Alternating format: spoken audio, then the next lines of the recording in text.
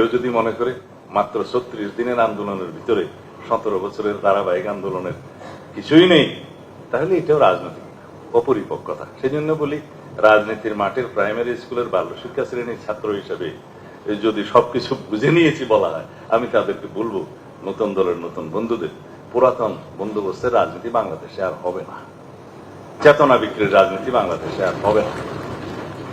আমরা তোমাদের মধ্যে আমাদের ভবিষ্যৎ দেখতে পাই।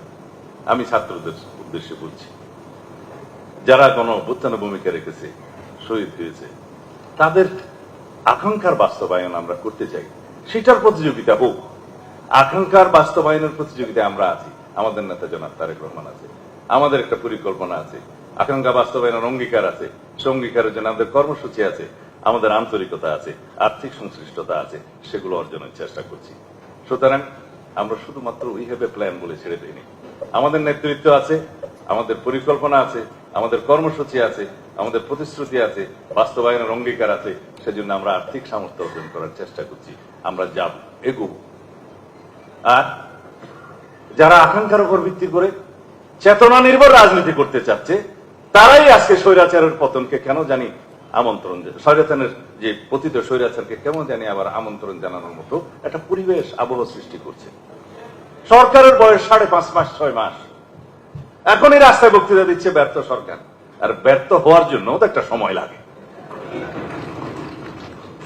আমরা তো শুরু করছি কেবল। এখন অনেক কথা বলা যায়। 2024-এর 8ই আগস্ট যে ইন্টারিম গভর্নমেন্টের যাত্রা শুরু হলো, সেই যাত্রা আর্টিকেল 106 এর হাত ধরে কেন হলো?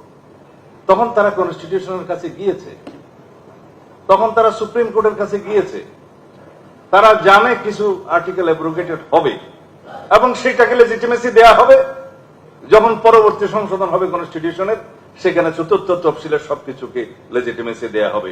সেই 2024-এর 5ই আগস্ট থেকে যেদিন 18তম সংশোধনী গৃহীত হবে, সেদিন পর্যন্ত সমস্ত কর্মকাণ্ডকে, সেই সরকারের কর্মকাণ্ডকে বৈধতা দেয়া হবে।